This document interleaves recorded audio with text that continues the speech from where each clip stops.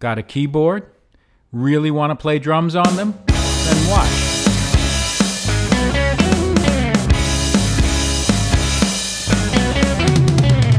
I want to use my keyboard to make some drums,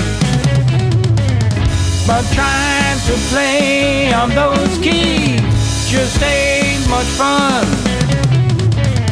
I need a MIDI input triggered by my sticks. I got an Alesis IO, and here's the fix. I made me DIY percussion pads for just a little dough. You know that you can make them too. I'll show you how. Come on now. Let's start with the most important part, the piezo element.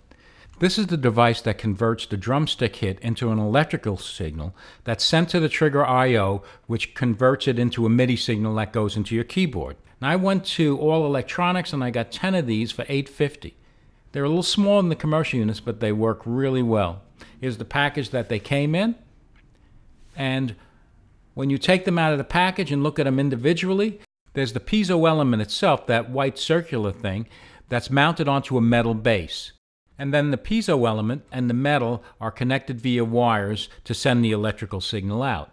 The Hi-Hat Footpedal needs a momentary on switch to help create a MIDI signal that says either hi-hats open or hi-hats close. This is a standard momentary switch that's available at any Radio Shack store. You also need some 18 to 22 gauge electrical wires to send the signal out. And to connect the piezo element to the trigger I/O, you can also use this, a 1/4-inch phono jack. Or you can hook a wire up directly to the piezo element and then hook the other end up to a 1/4-inch phono plug, which plugs into the I/O. Either way is equivalent electrically. It's just your preference.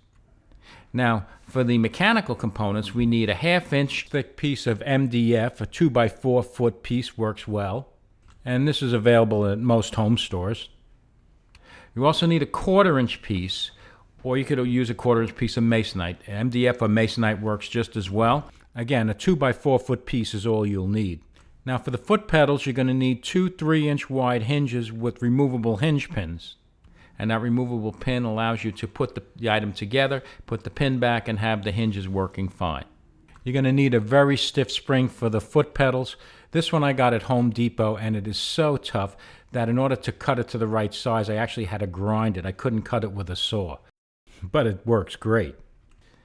To attach the pads, you're going to need either carpet tape or some glue.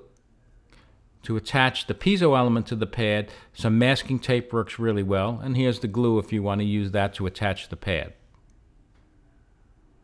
Finally, to make the pads, you're going to need some interlocking mat, and you can get this at home stores, at fitness stores, and the like. And it comes in 2x2 foot sections, and you get probably 3 or 4 of those for like $5.